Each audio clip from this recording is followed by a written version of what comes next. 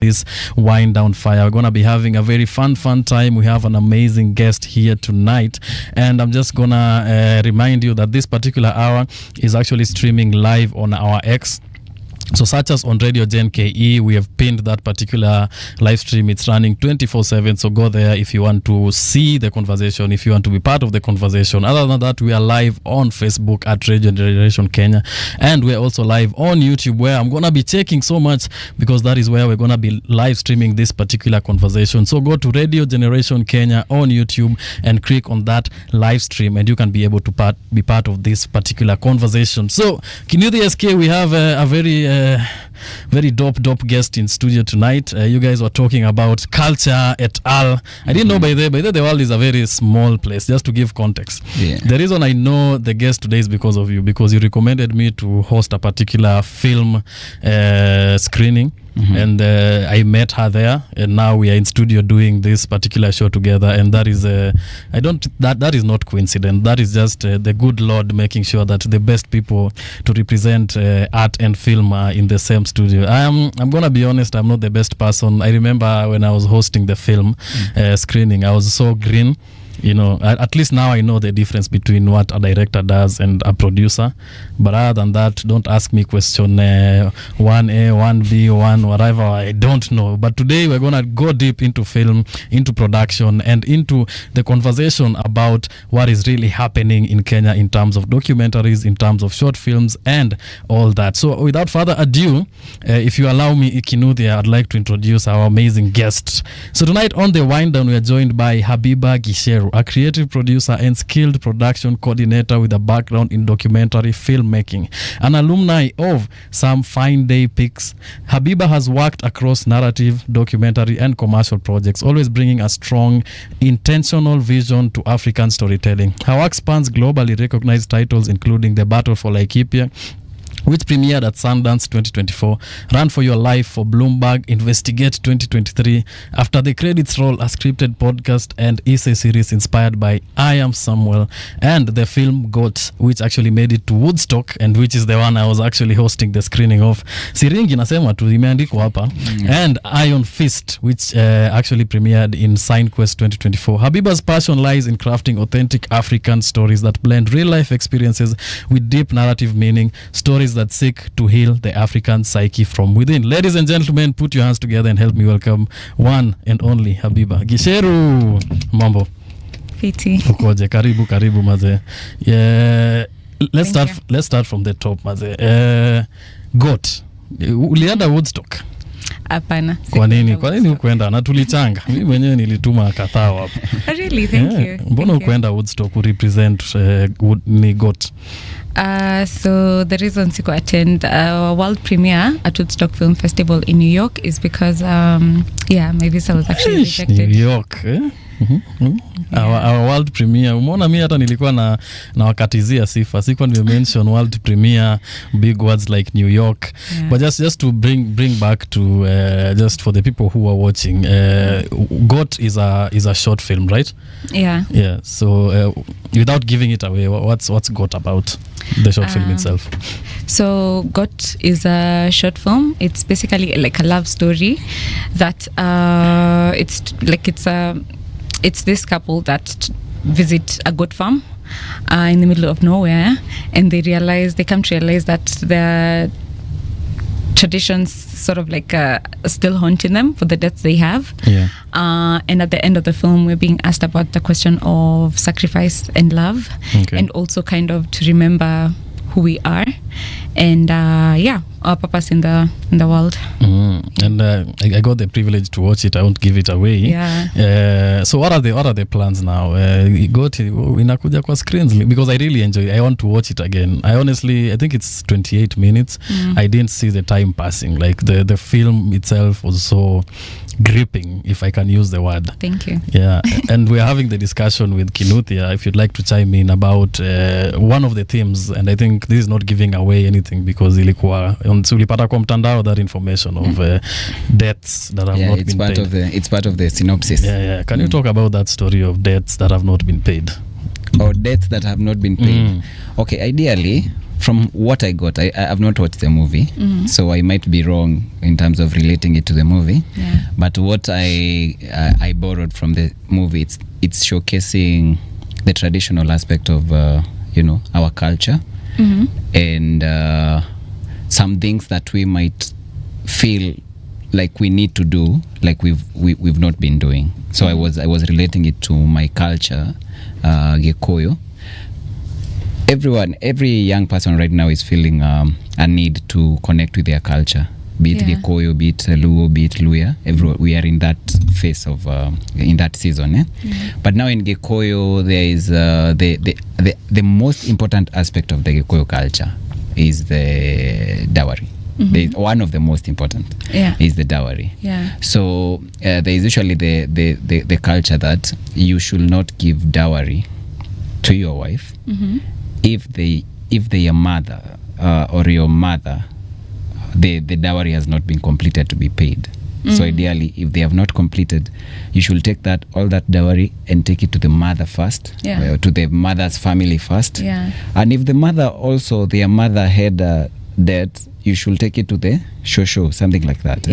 So in the Gikuyu world, there is a lot of that. There are so many families that have such a situation. They have debts that need to be paid. So that was what I was relating it to now, the GOAT movie, as you've said, that there are debts to be paid. So they find themselves in such a situation where they feel traditionally, based on their culture and something, they have debts that need to be paid. So for me, I feel I agree with Halaiki. When is it coming to our screens? Okay. So first of all, thank you for the analogy, in-depth analysis of the Gikuyu. But I really like how you've described that you feel like everyone or people our age actually moving towards reconnecting with our culture and our traditions. I think it's also important. Music kind of the music industry kind of like started that out for us with artists like Erosh, Costa Ojwang, and like a good number of them. Even BN, actually, even BN does some Luya in his songs. So I think like first of all, like it was really a huge honor for me to be able to do a film that the dialogue also consisted of Kikuyu and Swahili, because I think it's also important to to kind of see how that language is spoken like on screen, and not just the English and Swahili we usually speak in especially in towns. So a quick update about GOAT is we had our world premiere at Woodstock Film Festival, just like Pash mentioned. It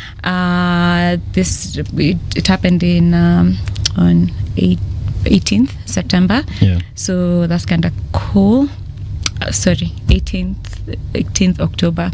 And we were actually in competition for the Oscar qualifying award. So I know. Una name drop Oscar. So it was like a really huge privilege to even see foreign audiences connect to your film that way. And for them to even kind of catch on the universal themes of reconnecting to self, reconnecting to like your ancestral lineage, and also I think generally like it was really cool having that news and being able to converse about those themes. Definitely. But today you're not here as Habiba. You're here representing I saw them posting there. I'm like, hey Shmaze, you have a real force behind you. Can you talk about the group that you're here to represent? So I'm here to kind of talk more about the Great Lakes Creative Producers Lab, which is an initiative. It's a capacity building initiative that seeks to upscale emerging creative producers from East and West Africa by hosting a project development workshop for feature projects. It was founded by Juliana Kabua. Shout out to Juliana, she's there in the background. Unajua founders wakaangi kuongea sana, unajua wanatulia, wanakuanga wa humble sana. So it was founded by the awesome Juliana Kabua and amazing Samuel Tebandike, the other co-project lead from Uganda. It was hosted it was founded in 2020, and hosted its first ever edition in 2021 at USIU Africa. Yeah, shout out to that. So how did you end up joining that particular band of talented, is it just producers? Just producers. How did you end up getting there? Okay, yeah. So the team is made up of producers, but we are creative producers. I know Sam also does a lot of writing and directing. Yeah. And I think I also write and produce. And then Juliana is also huge on producing and being very keen on the creative side of things. Yeah. So how I joined the team is actually joined through Juliana Kabua because we had also done a short film project just before they hosted their second edition, and Juliana asked me if I was available to coordinate for the lab, and the rest is history. Yeah. So how many people are in that particular, you call it a lab? Is that the right word? Yeah. Like how many producers are you guys in the Great Lakes? Do you mean the facilitators or the participants? You are a facilitator. Facilitators, yeah. Oh, so the team is made up of the two project co-leads, which is Juliana and Sam, and then I'm the project coordinator. Oh, that's dope. That's dope. Yeah. So just a dumb question for someone who's watching at home, and this is something I had to learn recently. I'm not even judging. What is the difference between a producer and a director, if I can just ask for the people at home? Najua watu wengi wajue. What does a producer do and what does a director do? So I'd say like there's something interesting that was mentioned just the other day. What you see on screen, like all the emotions, all the situations that happen on screen, the dialogue, the conversations, the acting, that's the director's job. And then the producer is basically the person who oversees the planning and the processes of putting all that together. So how people are going to get on set, what the budget is like, the schedules, who's basically like just putting together the team that can kind of carry that artistic vision from concept to reality. Is that the project manager? They are the project manager, right? No, the producer. That's the producer. Yeah. So the director, like their role. Like the role is more like a project manager, putting like together logistics. The project, logistics and everything. Basically, it's actually project management because the producers are at the core of each project. They're kind of like the role that sticks from concept to screen. They're kind of like the force that like plans everything, and then the director is the person who translates the script, like the artistic vision from the script to now what you see on screen. Okay. Yeah. It's amazing. So in a set nani anapewa heshima yenyewe between producer na director? Nani akiingia watu wanapiga makofi? Director anasikiza producer, anasikiza producer, ndio? In some cases, yes. In some cases the producer hires the director, or someone, like if you have a ready script, you'd hire like a director who kind of like just again translate the script to screen. But while we're on set, I'd say the director holds more power, and the reason for that is because like we're actually following their creative direction. They're the ones who are kind of informing people of like the kind of lighting to use, like what the dressing should look like, and also directing the acting, which is quite important. So I'd say the director. So I mean, you've worked on a number of documentaries, and I think we hosted the guys who worked on how to build a library. Here we hosted them, and we had a conversation, and they brought up DocuBox, and I remember DocuBox was like we talked about DocuBox a lot. Like, how important has DocuBox been to like this entire landscape of like not even just documentaries, just even like short films in general? I'd say DocuBox has been like at the front line of a lot of projects being made. They've actually funded countless of films since like for over a decade.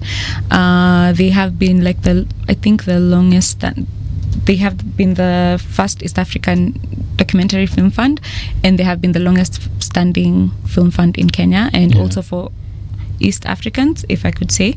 I'd say they're quite like the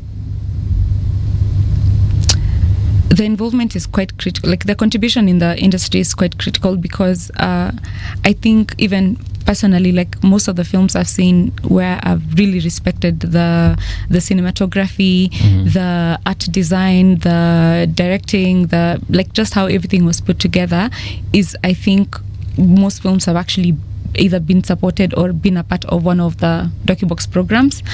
The reason for this is because I think most of our films usually require like we need a lot of support. We need a lot of support financially, but also having a community around you that kind of guides you on, you know, gives feedback on story, gives feedback even when you're done filming or in post-production, and that is what DocuBox offers.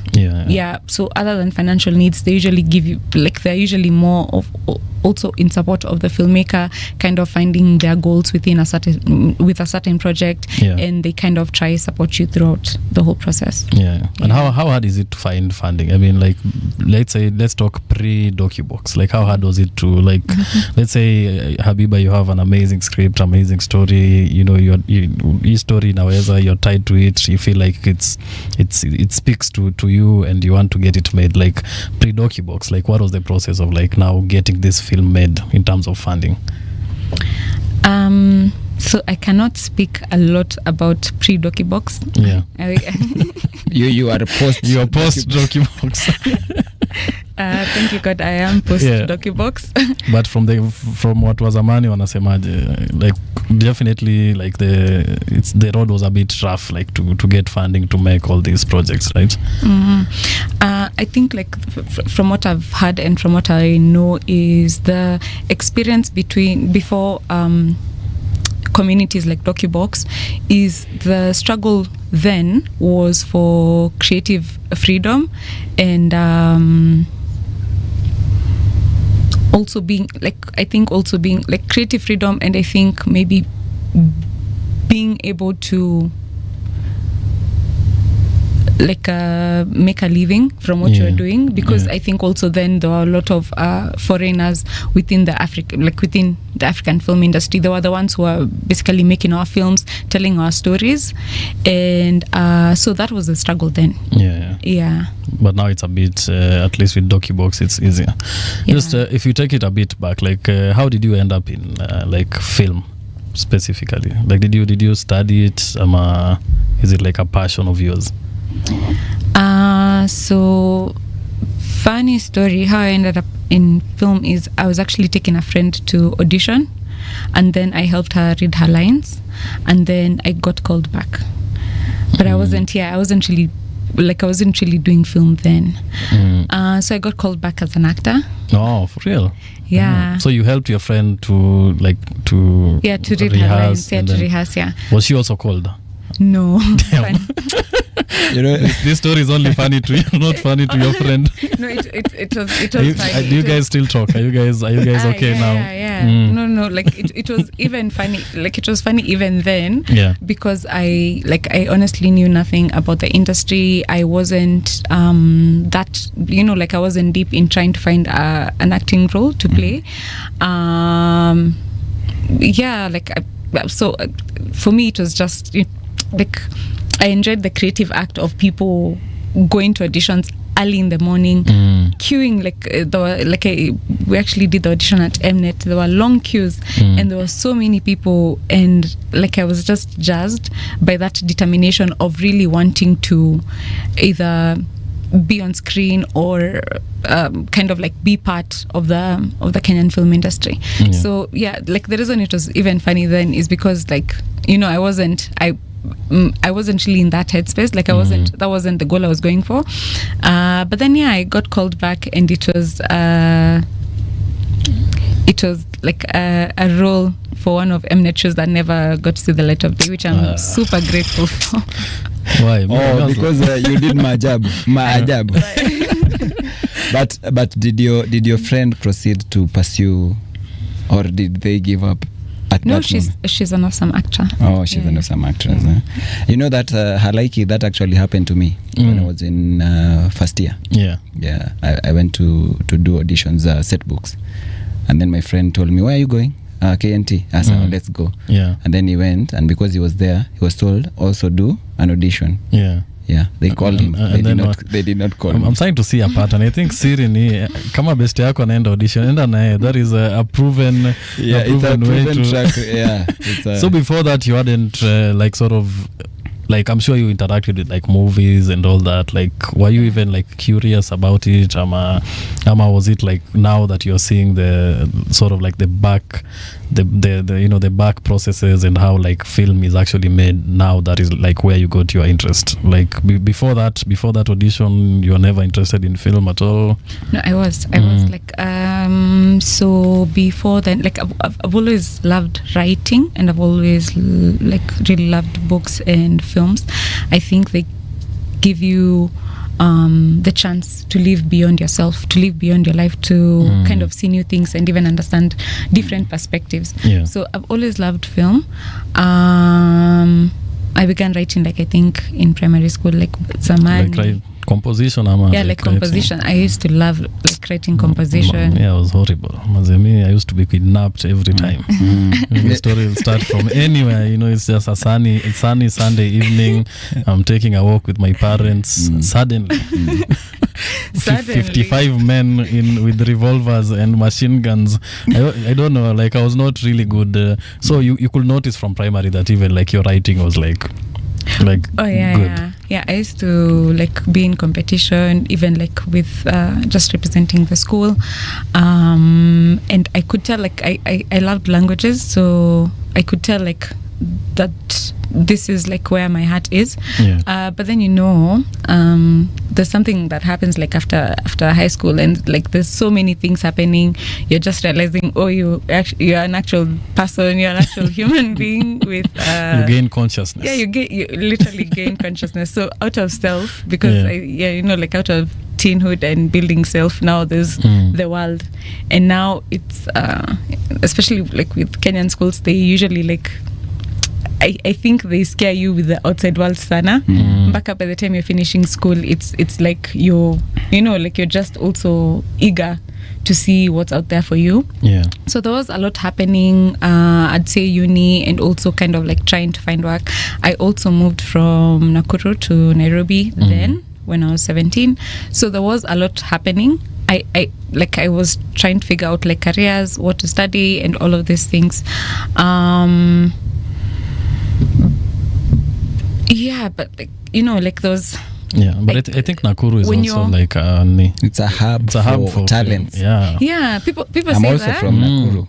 Oh, really? Okay. Halaiki passes through Nakuru. As I go to the home of champions. To the home of champions. Whether we are both cities. But I'm really contesting. I have actually a submission in Parliament to bring Nakuru back to a town. So that you can be. I don't believe you guys actually deserve. But anyway, I digress. Does Great Lake maybe? Does Great Lake host workshops in Nakuru? So we've for the first 3 years it was hosted in USIU, that's in Nairobi, and then last year we hosted it in Kampala, and this year we're gonna be hosting it in Addis Ababa in Ethiopia. Okay. So it's a lab that kind of considers producers from the East African and the West African region. So we started off by taking producers from Kenya, Tanzania, Burundi, Rwanda, Ethiopia. And then in 2020, in 2023, we got into a partnership with the CNC through the dental ACP program, where we were able to also invite producers from West Africa, like DRC, Benin, Senegal, Niger, and Burkina Faso. And then in 2024 we also had like other producers from DRC, and so far we are kind of like opening it up to include now more countries from West Africa. But it's always like it's all depending on available funding and resources. So how long does the lab run? So the lab is an annual workshop that happens like once in a year for now, within a week. Okay. Yeah, so it's like just a residential workshop that happens within 5 days, and at the end of the workshop, people like the producers actually get to pitch their project, and they have some of them have the opportunity of going home with a few awards that kind of like help in either their development process or kind of like elevate them to the next steps, which is like markets, trying to find people to co-produce with, or trying to find companies that can invest in your project. So how can someone join the lab? Like, do you have to apply? Do you like actively scout for talent? Because I have an idea for film, you know, if depending on where you're hosting the next one. Nimesikia Addis Ababa. I think before Addis Ababa, I can come up with an idea and see how we can. How can someone, let's say someone who's listening and has the passion of like producing, how can they join the lab? So first of all, I'd recommend like following us on our pages, on our socials. We usually launch a call of applications. Okay. So basically, just having a criteria just to backtrack. So we usually launch a call of applications for feature films in development. So development is like the first phase of film production. Like, you must develop an idea. So that's basically like conceptualizing and developing your idea into a script. So we usually have the launch of applications, and then people will send us their submissions, and then we go into the selection process, where we like, the goal now is to kind of sift through and find producers for that cohort, for the year's cohort. Can we talk about the battle for Laikipia? I mean, like this is one of it was really, really big. Like, how did you end up in that production? So the battle for Laikipia, I was production coordinating, and I ended up in the team because I work with We Are Not the Machine, a production company based in Nairobi, that was founded by Tony Kamau, a brilliant, awesome, one of the best film producers in Kenya and in the world. There is. You believe me? I also believe myself. So I work with Tony Kamau of We Are Not the Machine, and We Are Not the Machine was actually the leading production company that did the battle for Laikipia. So my role was production coordinating. But I actually joined the team when they were also like kind of still finalizing filming and also in post-production. So that's how you got yourself. But now, if I'm looking at the battle for Laikipia, that's like more of a doc, right? And then you have it's a feature documentary. And then you have GOT, which is more of a creative project. Wow. Like, how was it working on these two different projects? Because I think like for correct me if I'm wrong, but for documentary, it's sort of you just let things happen. You know, like there's no creative input per se in terms of like what the events and all that. And GOT is like, there's a lot of creative input. Like, what's the difference between like a feature documentary and a creative piece of work like GOT?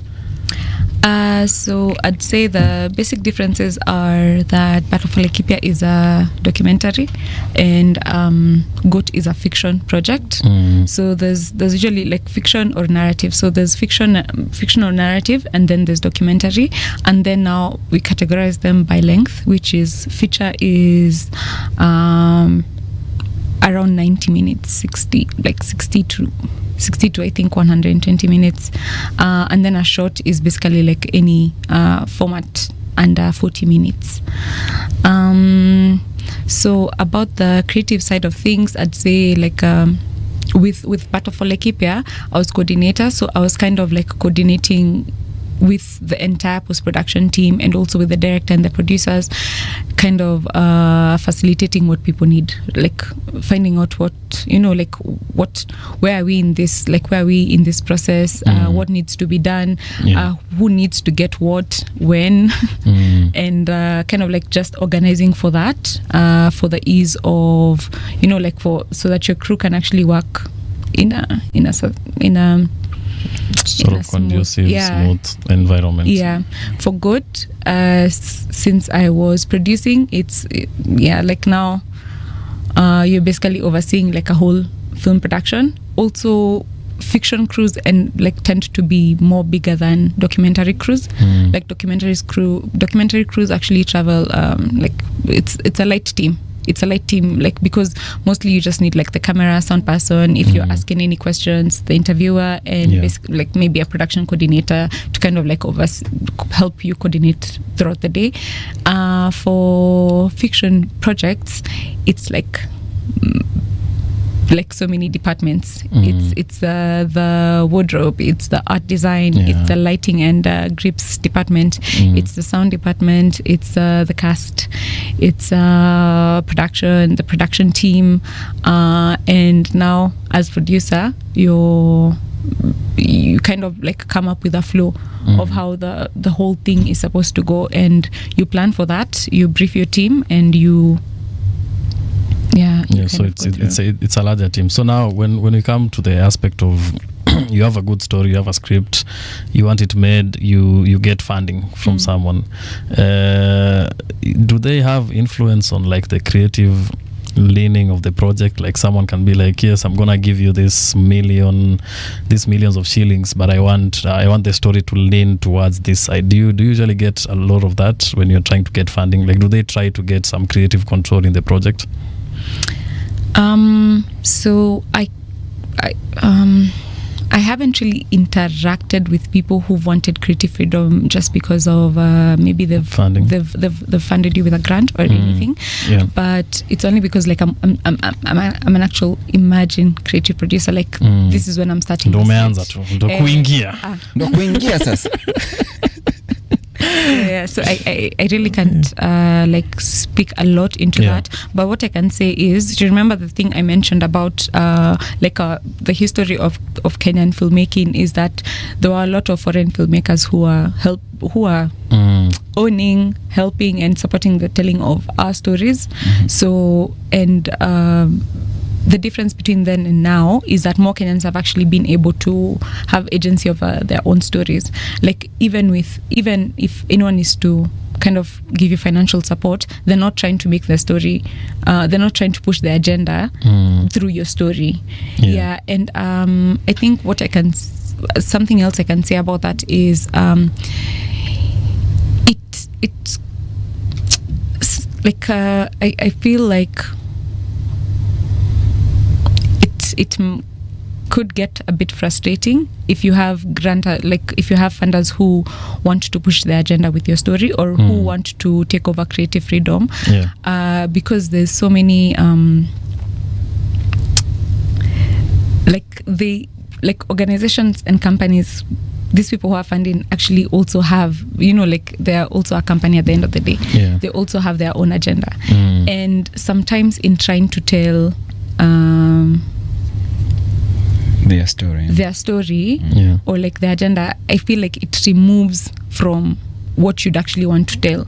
Because like if you hear someone saying like they want a positive portrayal of Africans and a positive portrayal of Kenyan stories, I think it brings the question of what is like, can we, like I also don't want to tell stories that are just positive. It's just us in the studio. What's actually true. Enjoying our achievements, enjoying our I feel like sometimes that can actually compromise the soul of the story. The soul of the story, you're right. Umekalia hiyo for 47 minutes. The soul of the story.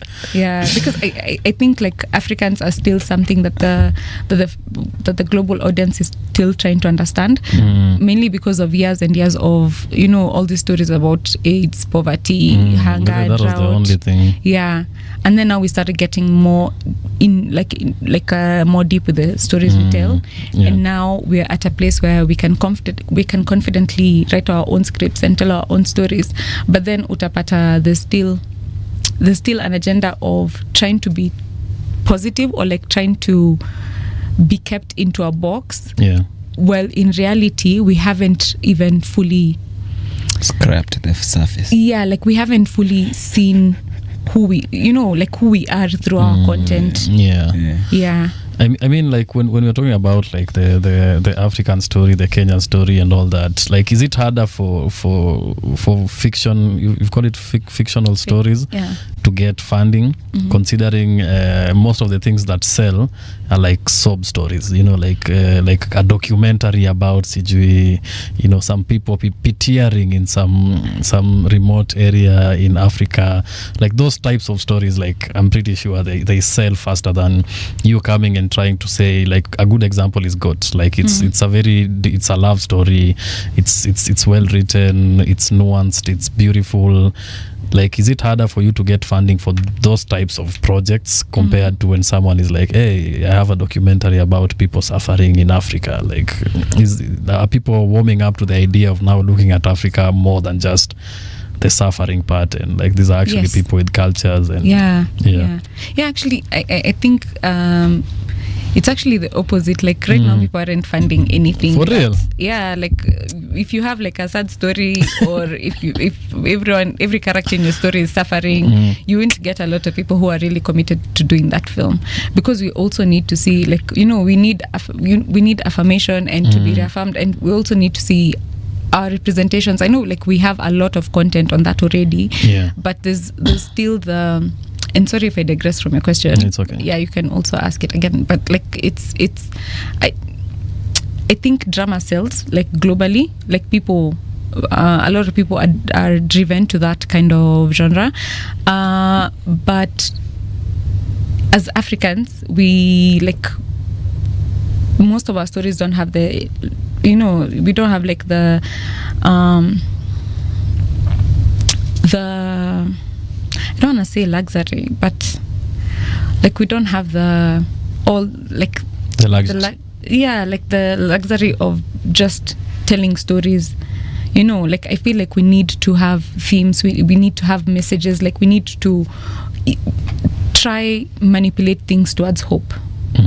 Yeah, like we can't just be telling stories of separation and PTRing. Yeah, and PTRing, even though in reality we are suffering and we are PTRing. But we also need to, because there are some good times. I mean, it's not all bad. But even in those stories that tell about suffering and PTRing, you can get a very good story on that, but as you've said, it needs to, at the end of the day, communicate hope and our strength, and this is actually Africa, and this is who we are.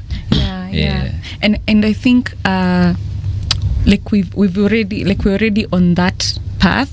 I usually feel so, like, I usually enjoy watching Kenyan films, and I am able to interpret what Kenyan shame looks like. But I don't know if you guys relate to what I'm saying. Kenyan shame. Like what Kenyan flirting looks like, what Kenyan shame, like all these nuances, all these feelings, all these moods that you would enjoy from maybe an African American show, but like actually seeing it from like a Kenyan. I think that's very fascinating, and that's very pulling, and that's basically like we need to. People need to watch more Kenyan films. Kenyan filmmakers need to make more Kenyan films. Okay. A lot of filmmakers hate this question. That's why nimeweka huko mwisho. What is the Kenyan story?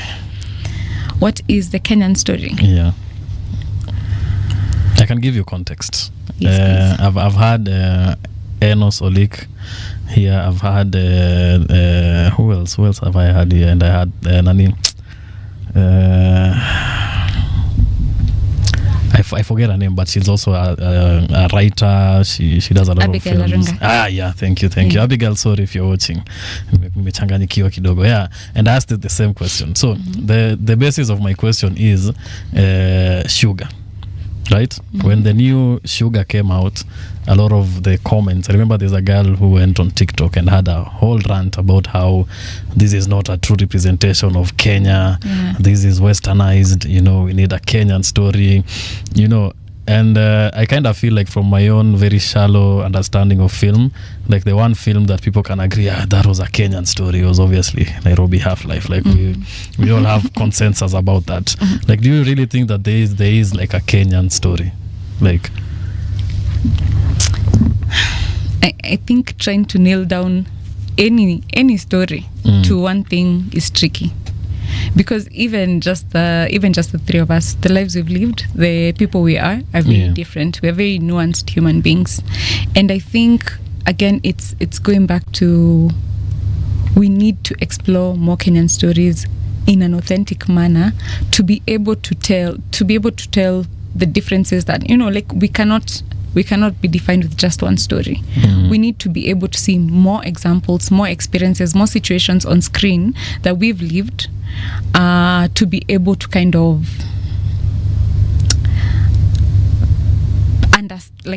understand why stories are told in a certain way. I think it's very funny trying to honestly like nail down to one thing, because even for Sugar, I really liked it. I enjoyed it. Yeah, I immensely enjoyed it. I was watching that rant on TikTok. I'm like, what are you talking about? This is actually like nice, But anyway, people always talk. That's the thing. Like, there's always critics. We've also grown with the influence of Hollywood and Nollywood, and also some of South African films. And I feel like because we are the audience, we don't get to question, has that person acted the best way? Like, is that the reaction for that kind of emotion? And because we know each other very well, when I see you on screen doing something, I don't believe you, like, because sasa Kinuthi anafanya nini? Si hivi ndio mtu ana act akihagiwa. Wewe bana. Like we are so critical of ourselves. Exactly. I think the key word is authenticity. Because you can portray it, as you've said, you can portray it in a certain way, but if where it's coming from does not have that, if it's just copying, we see the Western films doing this, so we have to do this, then that is not ideally the Kenyan story. Trying to Kenyanize what the Western world is doing, what the Western films are doing. But if it's coming from a place of authenticity, I know there are some guys who are going through, kuna watu wanaishi kama wazungu by the way in Kenya. Kuna watu wanaishi your life, what we see in the Western films. So I think, as you've said, is authenticity. Authenticity is the key word. Where that film is coming from, where that story is coming from. If it's authentic enough, then it cuts the nini as a Kenyan story. And the intentions you're trying to follow as well as a filmmaker, because I could see the criticism, but I think like the way art is and the way filmmakers, like the kind of effort that filmmakers are making to get these films to you on screen, I think is something that's quite appreciated honestly. Like it's you're being given a chance to see Nairobi in a different way, through the eyes of a 20-year-old lady, through the eyes of a 20-year-old guy who's a matatu driver, or through the eyes, like, there's all these perspectives to explore. So like turning back around and saying like the color wasn't right, or like the acting was not the best, from someone who's never made a film, by the way. Can you imagine someone who's just made a TikTok talking about film? No, I can't speak to that.